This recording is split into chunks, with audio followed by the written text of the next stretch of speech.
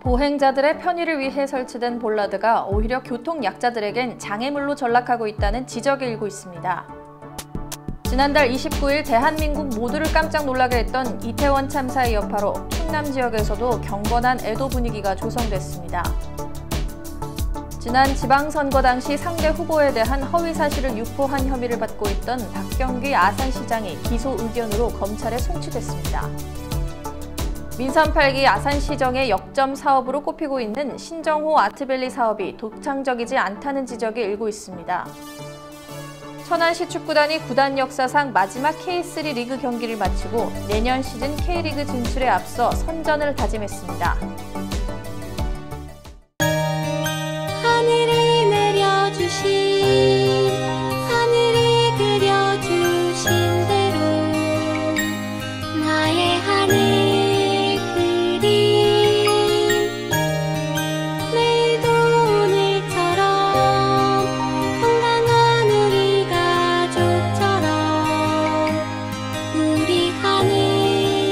천안시 농특산물 공동 브랜드 하늘 그린 천안 흥타령쌀.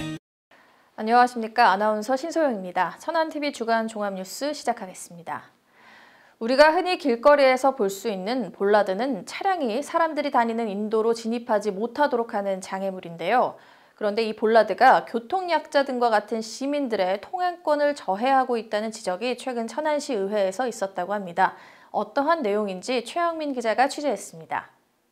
차량의 인도 진입을 막기 위해 설치되어 있는 볼라드가 무분별하게 설치돼 시민들의 통행권을 저해하고 도시 미관 또한 해친다는 지적이 일고 있습니다. 올해 9월 현재까지 천안 지역에 설치된 볼라드는 동남구 7,705개, 서북구 8,280개 등 총 15,985개로 파악됐습니다. 하지만 오히려 이것이 교통약자들에게는 통행권을 저해야 한다는 지적이 최근 천안시 의회에서 있었습니다. 이상구 의원은 이 볼라드로 인해 오히려 시각장애인이나 휠체어 장애인들이 통행에 방해를 받고 있어 피해를 보고 있다고 지적했습니다. 볼라드는 횡단보도 부근의 자동차의 진입을 예방하기 위해 설치된 단주를 말합니다. 그런데 볼라드의 두 얼굴에 관해 들어보셨습니까? 차량의 진입을 억제해 통행의 안전을 위하는 듯 하지만 무분별하게 설치되어 교통약자의 이동을 불편하게 하고 통행을 위협하고 있습니다. 이와 관련해 천안시도 할 말은 있었습니다. 시는 볼라드의 무분별한 설치에 있어서는 의견이 충돌하는 점이 분명히 있다면서 시내에 주차 공간이 부족해 인도에까지 올라오는 차량들을 계속 단속할 수는 없어 그 방지 차원에서 볼라드를 설치하고 있다고 행정상 어려움을 토로했습니다. 무분별한 설치라는 거는 며칠 전에 저걸로 기사를 내주셨는데 양쪽 의견이 충돌해요. 그날 시정 질문 때도 이상구 의원님은 이제 이거에 대해서 좀 부정적인 의견을 주신 거고, 다른 의원님은 좀 더 오토바이라든가 뭐 PM이라든가 자전거 같은 것도 못 다니는 걸로 막아달라라는 요청을 하시거든요. 근데 이게 시민들도 똑같으세요. 시민들도 자꾸 차들이 인도로 올라오니까 사실 저희가 저희 여권상 쫓아다니면서 여기 필요하겠네 설치. 시민의 안전을 위해 설치된 볼라드지만 되려 불편을 초래하는 일이 더 이상 발생하지 않도록 시 당국이 시민을 먼저 위하는 행정을 펼쳐야 할 때입니다. 천안TV 최영민입니다. 지난달 29일 온 나라를 깜짝 놀라게 했던 서울 이태원 참사로 인해 아직도 대한민국 전역은 충격에서 헤어나지 못하고 있는 상황입니다. 충남에서도 희생자가 발생한 만큼 충남도를 비롯한 각 지자체에서도 경건한 추모 분위기가 조성되고 있는 상황인데요. 이현자 기자가 관련 내용 보도해드립니다. 지난달 29일 서울 이태원에서의 압사사고로 인해 무려 156명이 사망하는 사상 초유의 일이 발생하자 대한민국 전역은 큰 충격에 빠졌습니다. 충남에서도 사망자 4명 등 총 5명의 희생자가 발생한 가운데 김태흠 충남도지사를 비롯한 주요 인사들도 충남도청에 마련된 합동분향소를 찾아 고인들의 명복을 빌고 부상자들의 쾌유를 기원했습니다. 천안시도 사건 발생 직후 지역 축제 및 행사의 자제는 물론 시 주간 행사도 검소하게 진행하기로 했으며 공무원들의 공직기간 확립과 국가 애도기간 중 관공서 조기 개항 등을 통해 희생자들의 넋을 위로했습니다. 또한 지역축제 안전사고 사전 차단을 위해 연말 연시까지 불필요한 지역축제 개최를 자제하고 규모에 상관없이 안전관리 계획서를 제출받아 이에 대한 사전 점검을 실시하기로 했습니다. 천안TV 이현자입니다. 충청남도가 민원인들이 좀 더 신속하게 민원 해결을 할 수 있도록 처리 기간을 30% 감축하는 것을 목표로 민원 처리 기간 단축에 속도를 낸다는 방침을 세웠다고 하는데요. 자세한 소식 최영민 기자가 전해드립니다. 충청남도가 도민의 행정처리 불편 해소를 위해 7일 이상 소요되는 법정 민원 처리 기간을 30% 이상 단축하는 방안을 마련해 실시합니다. 충남도에 따르면 현재 처리 중인 법정 민원 677건 중 7일 이상 소요되는 401건을 예상으로 처리 기간 단축을 추진한 결과 378종의 민원에 대한 처리 기간이 30% 단축됐습니다. 도는 이들 중 단축시키지 못한 23건에 대해서는 일부 기간이라도 단축할 수 있도록 한다는 방침입니다. 충남도는 또 민원 처리 기간 개선 시 지역경제 활성화에 도움이 된다고 판단되는 19종의 복합 민원을 중점관리 민원으로 선정하고 장기적 관점에서 지속적으로 관리하기로 했습니다. 특히 민원 처리 기간 개선 시 지역경제 활성화에 도움이 될 것으로 판단한 복합 민원 19종은 중점관리 민원으로 별도 선정 관리해 나가도록 하겠습니다. 중점관리 민원은 복합 민원 중 중앙부처 등 관계기관의 협의 승인, 각종 심의위원회의 심의 의결이 필요한 민원을 대상으로 평균 처리 기간이 다른 민원들보다 더 많이 소요되는 복합 민원을 위주로 선정하였습니다. 충남도는 민원 처리 기간 단축을 위해 행정안전부나 경제 관련 부처 등의 협의기간 회신 일수 법제와 인허가 관련 업무 담당자 증원 등 제도 개선도 요구할 방침입니다. 천안TV 최영민입니다. 지난 지방선거 과정에서 상대 후보에게 허위사실 유포 혐의로 고발을 당했던 박경기 아산시장이 기소 의견으로 검찰에 송치돼 수사를 받게 됐다고 하는데요. 수사 결과에 따라 아산 정계 분위기도 요동칠 것으로 예상됩니다. 지우석 기자가 보도합니다. 지난 6일 지방선거 과정에서 허위사실 유포 혐의로 고발당했던 박경기 아산시장이 지난달 31일 검찰에 기소 의견으로 송치됐습니다. 박 시장은 선거운동 과정에서 상대인 오세훈 당시 시장에 대해 여러 의혹을 제기했고 이에 대해 오 전 시장 쪽은 공직선거법상 허위사실 유포 혐의로 고발해 박 시장은 경찰 조사를 받았습니다. 박 시장의 선거법 위반은 이번이 처음이 아닙니다. 박 시장은 국민의힘 아산을 당협위원장 시절이던 2021년 11월 허위사실 공표 혐의가 인정돼 1심에서 벌금 100만 원형을 선고받았지만 항소했고 올해 2월 2심 법원은 무죄 판단을 내렸습니다. 공직선거법상 이 사건의 공소시효는 12월 1일까지인데 만약 검찰이 재판에 넘기면 박 시장은 9개월 만에 같은 혐의로 재판을 받게 됩니다. 이 경우 민선 8기 시정운영 동력은 떨어지고 공식사회의 영향도 불가피할 전망입니다. 박 시장은 아직 이렇다 할 입장은 내지 않고 있습니다. 다만 박 시장은 지난 9월 취임 100일 기자회견에서 선거 과정에서 쌍방이 고소고발했고 서로 고발인 조사와 함께 피고발인 조사를 받았다. 더 이상 언급하지 않겠다며 답변을 거절했습니다. 천안TV 지우석입니다. 대형 트럭과 외제 승용차를 이용해 고의로 사고를 낸 후 보험금을 받아낸 40대 남성이 최근 경찰에 덜미를 잡혔다고 하는데요. 관련 내용 박승철 기자가 전해드립니다. 2019년 7월부터 최근까지 25톤 카고 트럭과 외제 승용차 2대를 이용해 고속도로 합류도로 및 교차로에서 차선 변경 차량을 노리고 고의로 사고를 유발한 뒤 합의금과 수리비 명목으로 3억 원 상당의 보험금을 가로챈 40대 남성이 경찰에 붙잡혔습니다. 경찰에 따르면 40대 남성 A씨는 충북 청주와 경기도 구리, 안성 등지에서 차량의 정체로 어쩔 수 없이 끼어들 수밖에 없는 상황을 이용해 양보할 것처럼 공간을 주고 상대가 차선을 변경하면 그대로 밀어붙여 사고를 유발한 혐의를 받고 있습니다. 또한 자신의 가족들과 함께 외제 승용차를 타고 같은 방법으로 사고를 유발한 후 가족들의 합의금까지 모두 자신의 계좌로 송금받아 편취하기도 했습니다. 경찰 관계자는 고의 사고를 피하기 위해선 평소 교통법규를 준수해 안전운전을 하고 의심스러운 사고가 발생했을 땐 블랙박스 영상 등을 확보해 경찰에 신고할 것을 조언했습니다. 천안TV 박승철입니다. 박경기 아산시장은 민선 8기 시정을 시작으로 신정호를 기반으로 한 아트밸리 사업을 주창하고 있는데요. 그런데 이 아트밸리 사업이 전임자의 정책을 재탕하고 있다는 지적은 물론 이를 상징하는 로고도 모 제과업체가 소유하고 있다는 것이 알려지며 독창적이지 않다는 지적이 일고 있습니다. 지유석 기자가 보도합니다. 신정호 아트밸리 구축 사업은 민선 8기 박경기 아산시장에 공을 들이는 사업입니다. 박 시장이 기회 있을 때마다 신정호를 명품공원으로 조성하겠다고 공언했고 구체적으로 2024년 지방정원 등록, 2030년 국가정원 지정 확정을 목표로 정했습니다. 그러나 지방정원 조성 사업은 전임 오세현 전 시장 재임 기간인 2019년 6월 처음 검토 보고가 나왔고 2020년 6월 지방재정투자 심사 승인을 받은 사업임을 취재 결과 확인했습니다. 게다가 산림청 자료에 따르면 지방정원 조성을 설계하거나 추진 중인 지자체는 49세 이릅니다. 즉, 신정호 아트밸리 사업이 민선 8기만의 독창적인 아이디어도 아니고 타 지역과 차별성도 없다는 말입니다.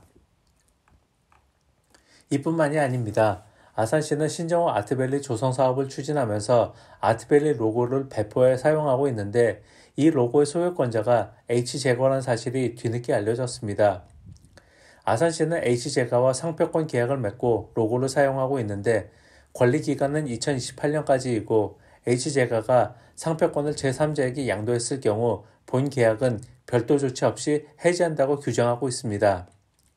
만약 박 시장이 다음 선거에서 낙선하고 후임자가 아트밸리 사업을 폐기하거나 H제과가 상황 변화를 이유로 로고를 제3자에게 양도하면 로고는 더 이상 아산 시민의 한 사람으로서 시민의 세금으로 운영되는 아산시가 지역 명소를 만들기 위해 사기업과 갑을관계를 맺고 아산시 명소의 명칭을 정하는 것은 맞지 않다라고 생각합니다. 지역의 명소는 대한민국 국민이라면 한 번쯤 방문해보고 싶어하는 곳으로 인식되기를 모든 지자체는 희망하고 지속적으로 홍보하고 발전해 나가기 위해 최선을 다하고 있습니다. 그런데 아산시는 이런 중요한 명소의 명칭을 대기업에서 상표 등록을 한 아트밸리를 사용하고 있습니다. 이것은 37만 아산 시민을 기만하는 행위입니다. 지금이라도 아산시는 지역 명소 명칭을 다시 검토해 주시길 바랍니다. 저간의 사정을 감안해 보면 민선 8기 역점 사업이 기존 정책의 재탕일 뿐만 아니라 독창성마저 떨어진다는 지적은 피하기 어려워 보입니다. 천안TV 지유석입니다. 천안시가 박상돈 시장이 내세웠던 민선 8기 107개 공약 사업을 확정하고 재도약을 위한 첫걸음을 뗐다고 하는데요. 어떤 내용인지 최영민 기자가 전해드립니다. 천안시가 민선 8기 비전인 새로운 천안 행복한 시민 실현을 위해 107가지 공약 사업을 확정했습니다. 이번에 시가 발표한 실천 계획에 따르면 고품격 문화도시, 활기찬 경제도시, 편리한 교통도시, 친환경 그린도시, 행복한 복지도시 등 5대 시정 목표 아래 13조 3,881억 원의 사업비가 투입될 예정입니다. 이 중 10위는 1조 3,483억 원이 투입됩니다. 여기에서 가장 눈에 띄는 건 박 시장이 취임 후 가장 강조한 K컬처 박람회, 대한민국 축구종합센터 조성 등 문화 관련 사업입니다. 여기에 수도권 전철 독립기념관 연장, GTX-C 노선 천안역 연장 등 교통혁신사업, 천안형 자연친화 자전거 둘레길 조성 같은 녹지공간 조성 사업도 진행됩니다. 시는 확정된 공약 실천 계획서를 시 홈페이지에 게시했으며 추후 공약 이행에 대한 전 과정을 시민과 소통하며 이어간다는 방침입니다. 천안TV 최영민입니다. 천안에 위치한 마이크로 컨택 솔루션이 제29회 충청남도 기업인 대상 종합 대상을 수상했습니다. 지난달 31일 충남도서관 대강당에서 진행된 시상식에서 수상의 영광을 아는 마이크로 컨택 솔루션은 1999년 설립된 반도체 IC 소켓 전문 제조업체로 기업 건실도와 지역 기여도, 경영 부문, 기술 부문 등에서 높은 점수를 받았습니다. 양승은 대표이사는 22년간 외길만을 걸어왔는데 이번에 종합 대상을 받게 돼 영광으로 생각한다며 앞으로 신입사원 확충을 통해 지역경제 활성화에 보탬이 되고자 한다고 소감을 전했습니다. 이번 시상식에서 수상한 기업에게는 충남도 경영 안정자금 이자 보전 1% 추가 우대, 지방세 세무조사 3년 유예, 중앙단위 포상 기회 제공 등의 혜택이 주어집니다. 지역 신진작가들의 등용문이라고 할 수 있는 도솔미술대전이 다음 달 12일까지 신부문화회관에서 진행됩니다. 1부와 2부로 나뉘어 열리는 이번 전시는 한국화와 서양화, 조소 등의 전시가 먼저 진행되고 6일부터 12일까지는 서예와 문인화, 캘리그라피 작품들이 전시될 예정입니다. 한국미술협회 천안시 지부에 따르면 이번 전시는 어느 해보다 출품자 수가 많아 풍성한 구성이 이뤄졌으며 총 473점의 작품 중 65%가 입상작으로 선정됐습니다. 변영환 지부장은 도솔미술대전은 젊고 유망한 신진작가들이 화단에 등단하는 등용문으로서 손색이 없는 공모전으로 성장했다며 20년 역사에 걸맞게 참신하고 우수한 작품들이 많아 도솔미술대전의 면모를 정립하고 전망을 밝게 해주고 있다고 평했습니다. 충청남도 의회가 최근 도민들의 편의를 위한 다양한 주제를 갖고 의정토론회를 개최했는데요. 지유석 기자가 관련 내용 전해드립니다. 충남도의회 소속 천안지역 도의원들이 최근 도민들의 편의를 위해 잇따라 의정토론회를 열었습니다. 더불어민주당 정병인 의원은 지난 1일 시내버스 공공성 확대 방안 모색을 주제로 토론회를 열었는데 이 토론회에선 교통약자의 이동권 보장과 교통공공성 강화, 시내버스 공공성 확대를 통한 대중교통 활성화 등 다각도의 정책 방향과 의견들이 오갔습니다. 이어 국민의힘 안종혁 의원은 3일 사천 산책로 공중화장실 등 편익시설 마련을 위한 토론회를 개최했습니다. 안 의원은 패널들과 함께 하천 주변에 공중화장실이 없어 겪는 시민들의 불편함 등을 직접 들으며 편익시설 증설에 관한 다양한 방법에 대해 토론했습니다. 천안TV 지우석입니다. 내년 시즌 K리그2 진출을 앞둔 천안시 축구단이 K3 리그의 마지막 경기를 통해 다음 시즌 새로운 도약을 다짐했는데요. 특히 그동안 팀을 거쳐간 레전드들도 함께한 경기여서 그 의미를 더했습니다. 최영민 기자가 전해드립니다. 천안시 축구단이 팀 역사상 마지막 K3 리그 경기에서 활짝 웃었습니다. 천안은 K3 리그 마지막 라운드인 포천시민축구단과 경기에서 2대1로 승리해 올 시즌을 리그 12위로 마무리했습니다. 경기 전 천안구단은 2010년 전국체전 우승으로 팀에게 첫 타이틀을 안긴 하재훈 감독과 당시 주장 윤원철 선수를 비롯해 이수환, 송한복 등 팀을 거쳐간 선수들을 초청해 기념행사를 갖기도 했습니다. 이날 K3 리그 마지막 경기를 가진 천안은 내년 시즌 K리그2로 자리를 옮겨 이웃한 충남 아산FC와 더비 경기 등 새로운 도전을 앞두고 있습니다. 열정과 패기로 신생팀답게 돌풍을 한번 일으켜보겠습니다. 올 시즌 우여곡절이 많았지만 기분 좋게 시즌을 마무리한 천안시 축구단이 내년 시즌 어떻게 달라진 모습으로 시민들에게 다가올지 기대가 모아지고 있습니다. 천안TV 최영민입니다. 충남 아산FC의 박동혁 감독이 구단 역사상 최고 대우를 약속받으며 재계약에 성공했습니다. 2017년 구단의 전신인 아산 무궁화 축구단부터 합류했던 박 감독은 이듬해 감독으로 부임해 팀을 리그 우승으로 이끌며 그해 K리그2 감독상을 수상하기도 했습니다.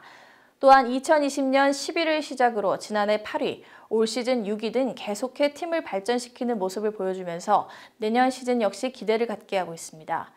박동혁 감독은 다시 한번 기회를 주신 충남 도민과 아산 시민에게 감사드린다며 우리 구단은 앞으로 기대되는 팀이고 앞으로 구단의 방향성에 맞게 더욱 좋은 모습을 보여드릴 수 있도록 노력하겠다고 밝혔습니다.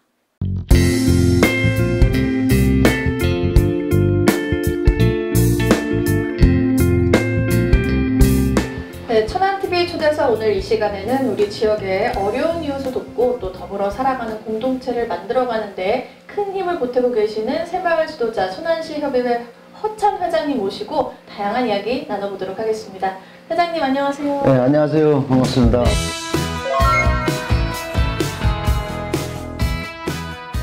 스튜디오 나오시니까 어떠신가요? 네.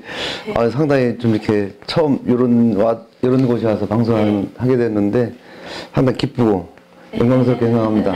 나와주셔서 감사합니다. 예. 네, 앞서 소개해드린 바와 같이 우리 지역 정말 곳곳에 새마을 지도자회 손길이 닿지 않는 곳이 없을 정도로 굉장히 다양한 활동을 이어오고 계신데요. 예, 예. 그러면 지금 새마을 지도자 천안시 협의회 구체적으로 어떤 활동을 하고 계신가요? 예. 저희 새마을 지도자 천안시 협의회는 근면자조 협동의 정신으로 새로운 마을을 의미하는 새마을 공동체 활성화를 통하여 새마을 지도자의 손길이 필요한 곳이라면 31개 읍면동 어느 곳이라도 사랑의 마음을 보태고 있습니다. 예를 들어서 무연고모지 벌초봉사라든지 또 마을 하천 정비, 그리고 배 가수농가의 인공수정, 소위 화접이라고도 하는데요. 또 휴경지 경작을 통해 얻어지는 수확물로 어려운 이웃에게 백미를 전달하는 그런 사업도 하고 있고요. 특히 분야와 협력하여 최근 세계적 이슈로 떠오르고 있는 탄소 중립 실천을 위한 한 부분으로서 아이스팩 수거 및 재활용, 그리고 사랑의 김장 등등 분야와 힘을 합쳐 많은 봉사를 하고 있습니다. 31개 읍면동이나 예. 되는군요. 예. 굉장히 많은 곳이 상당히 많습니다. 네, 굉장히 많네요. 그리고 굉장히 다양한 활동들을 해오고 계시는데요. 예. 지난해 2월입니다. 제16대 새마을 지도자 천안시 협의회장으로 취임하셨습니다. 예. 이제 취임 기간 동안에 아무래도 코로나19로 인해서 굉장히 많은 활동에 제약이 있으셨을 수밖에 없는데 그럼에도 불구하고 좀 특별히 기억에 남는 그런 활동들이 있으셨을까요? 네, 맞습니다. 지난 2021년은 코로나19 팬데믹 감염 예방을 위하여 사회적 거리두기에 동참하느라 많은 봉사활동을 자제해 왔습니다. 근데 그럼에도 각 읍면동에서 지역별 방역 활동에 많은 참여를 해서 봉사를 했고요. 특히 분야와 함께 성금을 모아서 코로나 방역 활동을 위해 불철주야 수고가 많으신 보건소 의료진들에게 라면 및 생활용품 등을 준비하여 새마을의 따뜻한 마음을 전달했던 게 기억에 남습니다. 그리고 또한 2021년에는 사랑의 김장 나누기가 있었는데 좀 시기가 늦어졌어요. 12월 달에 했는데 하필이면 그날 비도 엄청나게 오고 눈은 안 왔지만 날씨가 상당히 추웠던 그런 날이었는데 코로나 때문에 늦어진 건가요? 예, 여러 가지 이유가 있었습니다. 그래서 그때 이제 어려운 이웃에게 한 폭이라도 사랑의 배추김치를 좀 전달하려고 많은 애를 쓰는 그런 새마을 가족들의 모습이 아직도 기억에 생생합니다. 또 이제 김장철이 다가오는데 네, 지금 또 시작하겠네요. 예, 다시 또 11월 말경, 12월 초에 이제 시작할 예정입니다. 네, 그렇군요.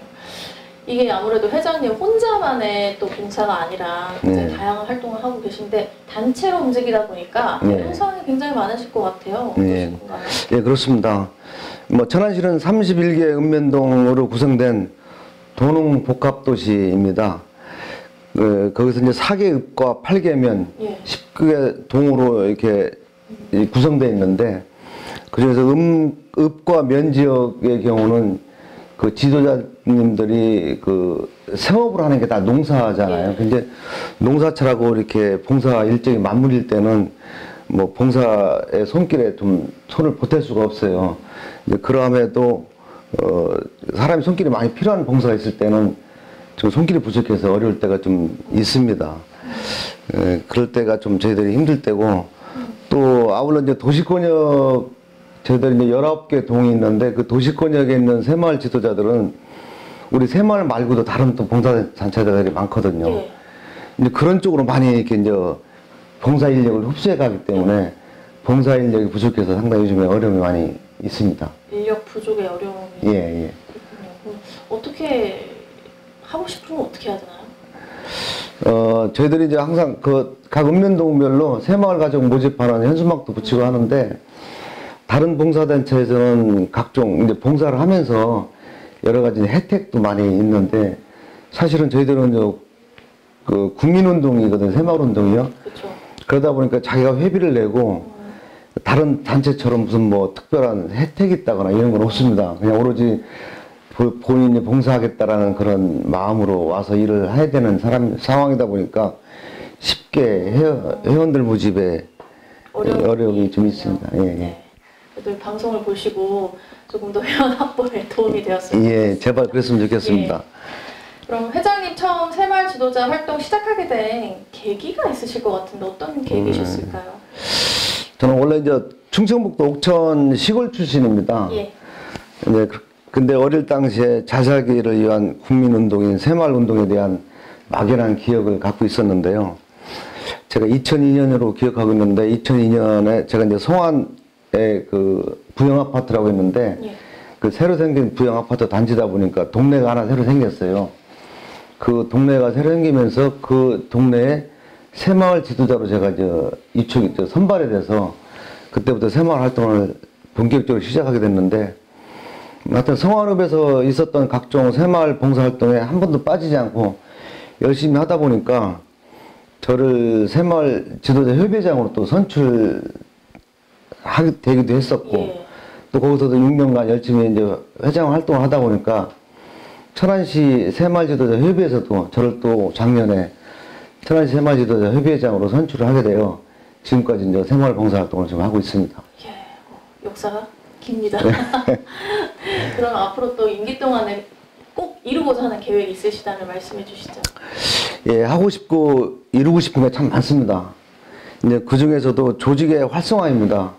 제가 아까도 이제 봉사하는 인력이 부족해서 여러 가지 어려움이 있다고 말씀드렸는데 그 나머지 임기 1년 동안 가능할지 모르겠지만은 현재 천안시 31개 읍면동 중에서 새마을 지도자 협의회가 구성되고 또 회장이 그 협의회를 이끌고 있는 동네가 26개 동네에 불과합니다. 아직 5개 동네는 지금 협의회가 구성이 안 돼 있고 협의가 있다 하더라도 회장이 없는 동네가 있어서 이 동네들을 전부 다 온전하게 완성시켜서 31개 읍면동이 전체적으로 똘똘 뭉쳐서 새마을 봉사할 수 있도록 하는 게 제 바람이고요. 그러기 위해서는 또 저희들은 회장을 연임제도를 이게 회칙해서 막아놨어요.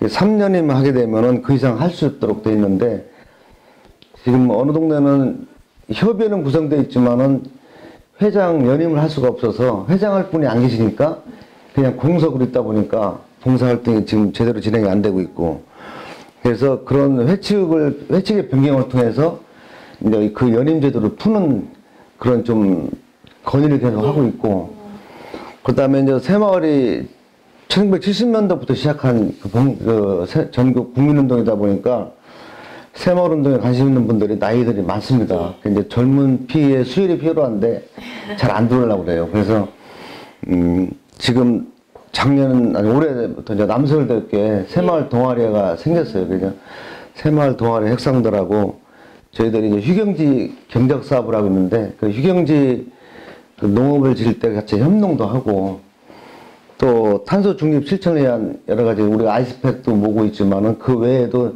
여러 가지 아이디어가 있다면은 같이 함께 탄소 중립 실천에 의한 젊은이들의 아이디어도 모아서 새마을의 회원으로 영입할 수 있도록 자꾸 이렇게 유도하는 그런 일을 좀 하고 있습니다. 좀 더 젊은 청년 세대들과 또 이렇게 좀 화합해서 봉사활동하는 그런 활동들이 좀 많아졌으면 좋겠다라는 생각이 드네요. 그래서 전 특히 지금 계속 아까 말씀을 이어서 드리자면은 그 새마을 지도자들이 자긍심과 존재감을 우리가 좀 업을 시켜줘야 되는 일을 제가 해야 지도자로서 뭔가 활동에 대한 보람도 있을 거라는 생각이 들어서 그런 방안에 대해서도 많이 고민하고 있습니다. 으쌰으쌰 화이팅 감사합니다. 될 것 같습니다. 네, 마지막으로 천안TV 시청자 여러분들께 한 말씀 해주시는 것으로 오늘 마무리해보도록 하겠습니다. 예, 감사합니다.